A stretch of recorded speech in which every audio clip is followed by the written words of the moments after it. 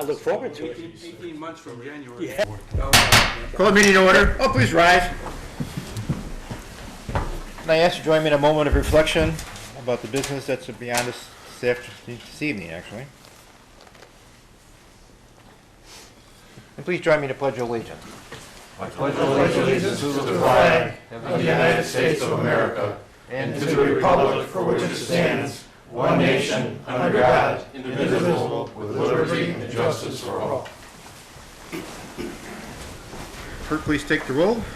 Alderman Basso. Here. Alderman Begley. Alderman Violet. Here.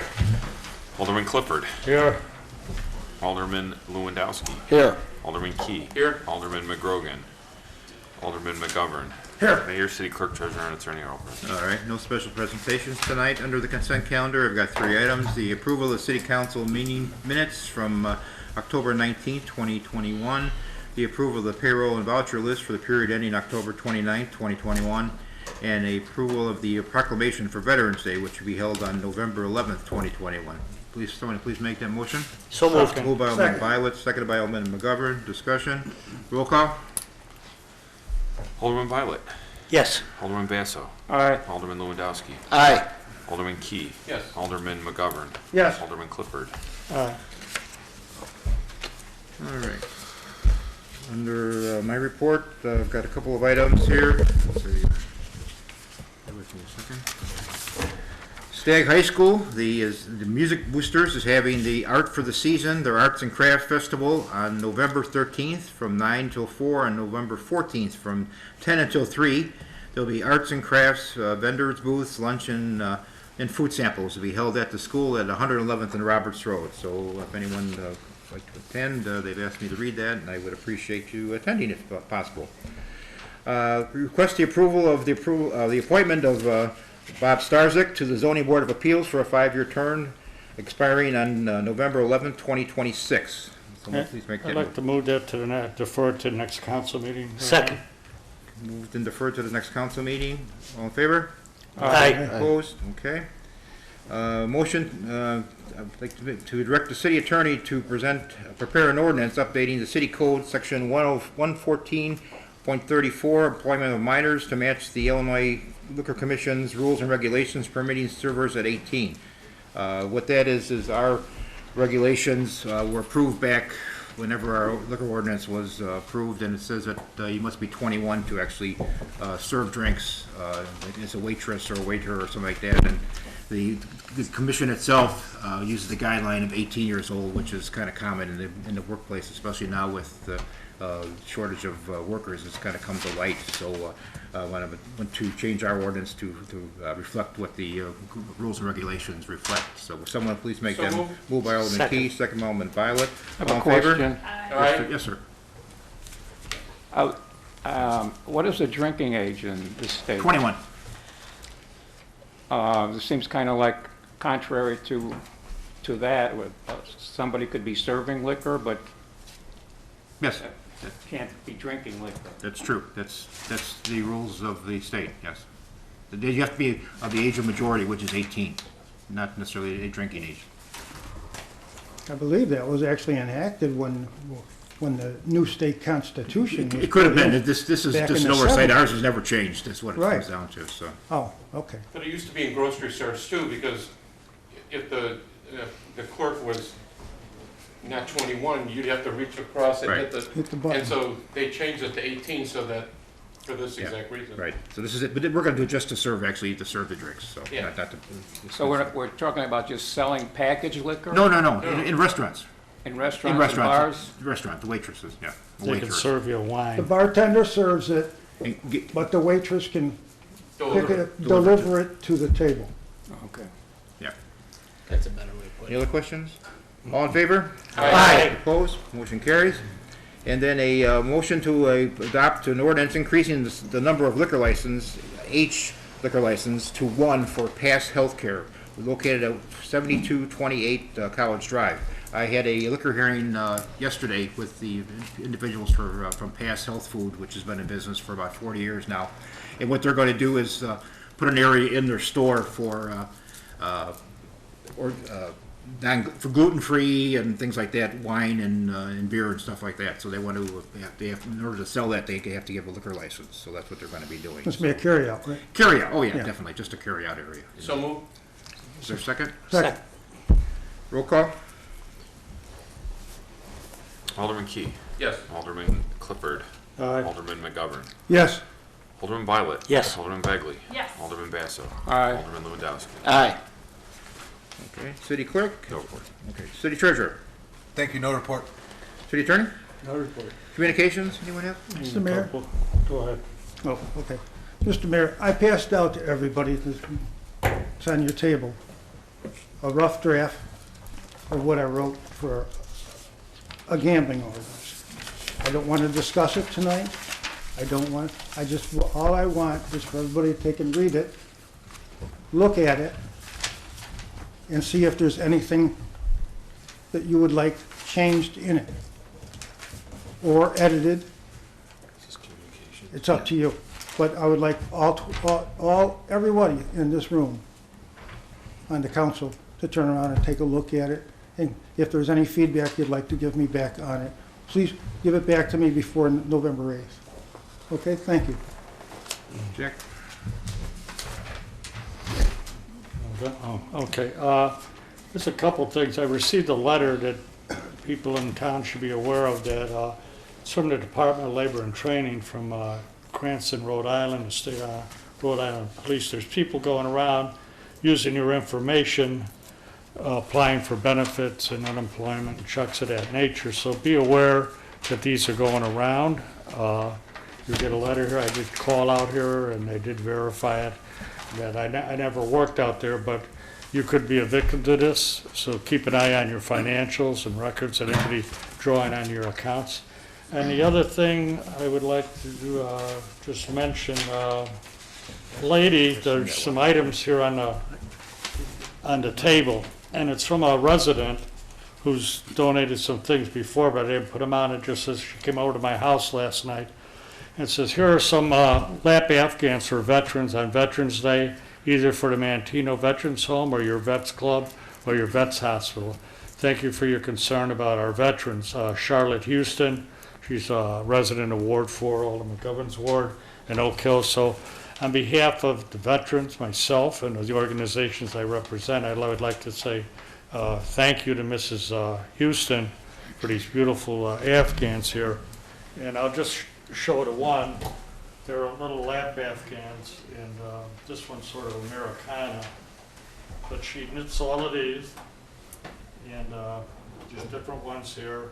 So what I think I'm going to do is probably at the veteran at the breakfast, I'm going to try to get some tickets if we have and give everybody a veteran that comes in a ticket, and just pull a ticket, and they can pick one till they're gone. And because I don't have enough to go around everybody, she only gives me so many each time. So, but to Mrs. Houston, I'd like to say thank you, and thank you for part of the city council, for what she does for the veterans to help them. And they really appreciate these things, keeps them warm on a cold winter's night, so. It is So a nice gift. Very nice. So thank you, and thank you, Mrs. Houston. Mr. Mayor, in regard to this, just a rough draft of the gaming ordinance that Alderman McGovern was talking about, when this has come up over the years, and I don't want an answer tonight, but you know, it's been said that we have an ordinance in town that says we can't expand any gaming unless there's a referendum. Also, you know, we voted on this maybe a couple years ago, 3 years ago, and so I don't know if is there a time gap that needs to happen to keep on vote. You know, we're going to keep on voting on this like every 3 years or whatever. So if we could straighten out those legal matters before it goes to committee and then comes here and we start, you know, debating it or arguing it, if we could just get a sense of, you know, does it need to go to referendum or not, and that kind of thing. Okay. So, thank you. All right, this, I guess, could have come under communications or actually under my report, but I think it's actually a very important thing to a lot of people in town here. So Let me read this. The City of Palos Heights received a letter dated October 28th, 2021 from FEMA, noting the change in the floodplain insurance map rates effective March 11th, 2022. This letter reflects the improvements made by the Arrowhead project and will remove approximately 70 homes from the FEMA Zone A floodplain. The homes removed in this floodplain are located from Harlem Avenue, between Harlem Avenue and Forest View Road, from 129th to 131st Street. The notice of the map will be, printed. Actually, you'll see it in this week's regional, next week's regional. But then, if there'll be hearings for anyone to appeal, whether or not they're going to be in the map or not. I would think they're not going to want to get out of it. I mean, they're going to want to get out of it, not stay in it. So, but it will take effect March 11th. 2022. So the 21 years that I've been in office, we've been working on this, and long before that, and unfortunately the Tortoricis, who were the champions of this cause, have both passed away, unfortunately, last year. But we finally, there'll be 70 homes that will come out of the floodplain map in that area, in the old Westgate area. So I guess tenacity does pay off, but it's been 30-some years trying to get these people out of this floodplain. So the project we did in cooperation with MWRD and the Army Corps of Engineers, along with the Southwest Conference of Mayors, there were a lot of players involved in this thing, which complicated the thing. But finally, some 30 years later, we have got these people out of that floodplain. So I just want to call this attention. And I thought I'd just like to make note that all the years of all those hearings to get the problem up there at Indian Lake and that resolved, that the city did spend a considerable amount of money, and $100,000 or more in fees and engineering to help this happen.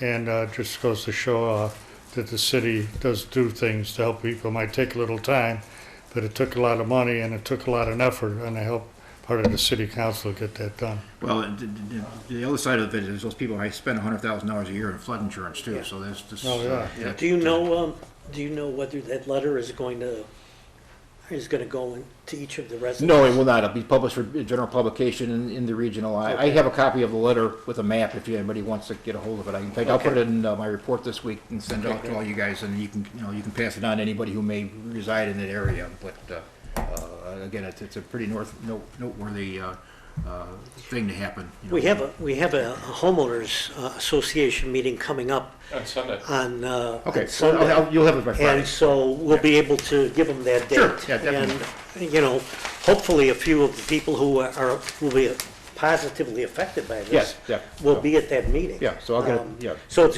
good, not only is it great news, but it's good news for us to get today. Yeah, so, it came last week, so we'll get it to you, I have the copies of everything from FEMA, so I'll get it to you. All right, any other communications today? Citizens wishing to address the council? If not, Finance Committee, Alderman McGrogan is not with us today. I don't believe he has anything. Alderman Basso, Public Safety? Yes, Mayor, I have no items on the agenda, but I'd like to report an issue given to me and everyone else in a newsletter by the Palos Heights Police Department. And that is, during this time of the year, be especially alert because it's mating season for deer. And they're going to be more active than usual during October, November, and December. And so there's some driving tips just in case you should encounter deers, especially in the areas that we live in the forest preserve areas. But be aware of the surroundings, especially in areas where there are deer crossing signs. Scan both sides of the roads and drive a little bit slower because the deer are on the side of the roads and don't quite know what to do.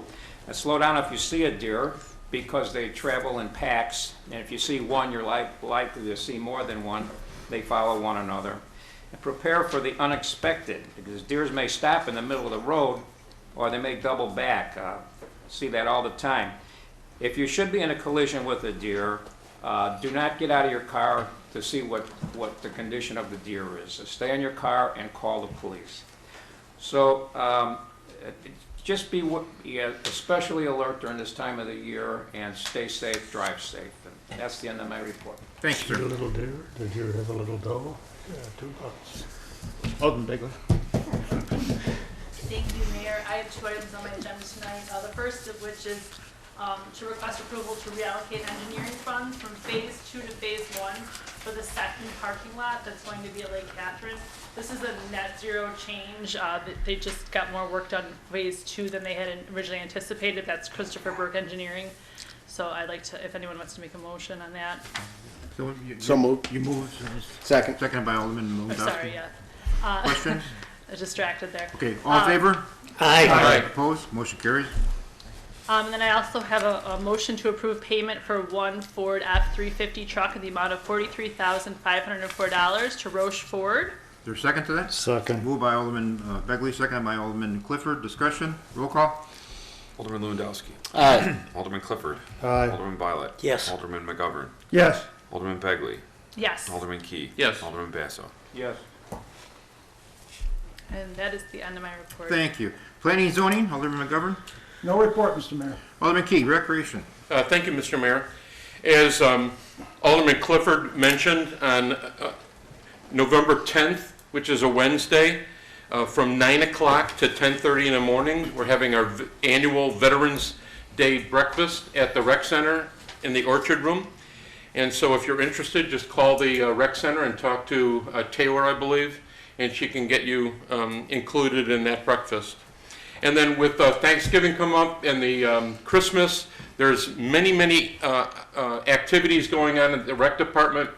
And so I would suggest you go to the website and look at the playbook and look at all the things that are there for families and kids. And it's just chock full of stuff at this time of year. So take advantage of that. And that concludes my report, Mr. Mayor. Thank you. Roads and construction, Alderman Clifford. Excuse me. Thank you, Mr. Mayor. Construction on 123rd Street has experienced a 3-week delay due to contractor scheduling. The water main construction was completed today, Tuesday, November 2nd, with pressure testing and disinfection to follow. The paving crew is on site this week to begin work on asphalt driveways to be restored. All the driveways, I took a ride with Adam, we went down and looked at each and every driveway. They're all marked to where the restoration points are going to be.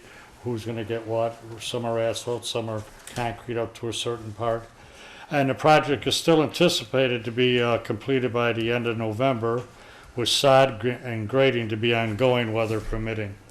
And that's pretty much roads and construction, the biggest project we got. Thank you. 123rd FAU. License, permits, and franchises, Alderman Lewandowski. Thank you, Mr. Mayor. I have no report this evening. Water and sewer, Alderman Violet. Thank you, Mr. Mayor. I move to approve the execution of a water main easement in front of the Palos Heights Fire Protection Building on 123rd in Harlem. Moved by Alderman Violet. Is there a second? Second. Second by Alderman Clifford. Discussion? Roll call? Alderman Key. Yes. Alderman Violet. Yes. Alderman Clifford. Aye. Alderman Basso. Aye. Alderman Begley. Yes. Alderman Lewandowski. Aye. Alderman McGovern. Yes. And I also move to approve payment to our JN Group in the amount of $13,957.36 for construction management and engineering reporting for the 2021 sewer cleaning and televising program. Moved by Alderman Violet. Second. Second by Alderman Key. Discussion? Roll call? Alderman Lewandowski. Aye. Alderman Key. Yes. Alderman Begley. Yes. Alderman Violet. Yes. Alderman Basso. Aye. Alderman Clifford. Aye. Alderman McGovern. Yes. And finally, I move to approve payment to LAN Incorporated in the amount of $46,782 for engineering services on the Menominee Lift Station and 2MG Water Reservoir Rehabilitation Projects. Moved by Alderman Violet. Second. Second by Alderman Clifford. Any discussion? Roll call? Alderman Clifford. Aye. Alderman McGovern. Yes. Alderman Key. Yes. Alderman Lewandowski. Aye. Alderman Basso. Aye. Alderman Begley. Yes. Alderman Violet. Yes. And that's the end of my report. Thank you, Mr. Alderman. Mayor. Business and Economic Development, Alderman Key. Thank you, Mr. Mayor. I'd like to congratulate Andy Klinger, who is the owner of Great American Bagel at just south of 127th in Harlem.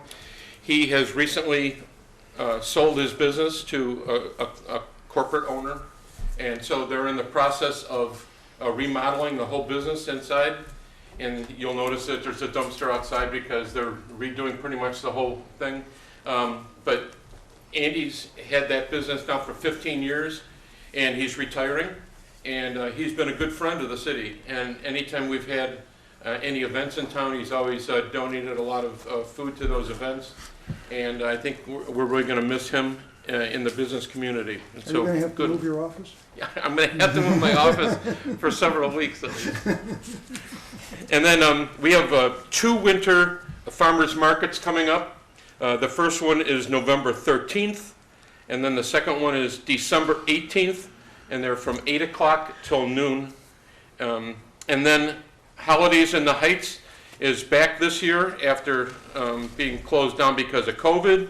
And so there's another activities that are related to Holidays in the Heights. We have a brand new thing that the Air Commission is doing this year. It's called Light the Heights. And it's from December 4th through the 21st in Community Park, and they'll have big ornaments and lights throughout the whole park. And so come and enjoy that for the first time this year. There's going to be the annual tree decorating contest. It's free to participate in that. Just call City Hall and we'll get you the information. You can also check on the city's website, and there's an application form. Celebrate the Season is on the 4th also. Usually it's in the morning, and that's at the Palos Heights Library. And then Christmas Tide Concert at Trinity. Their music Christmas concert is also on the 4th in the evening. Santa's Holiday Express is both on the 10th and the 12th of December, and that's at the Rec Center.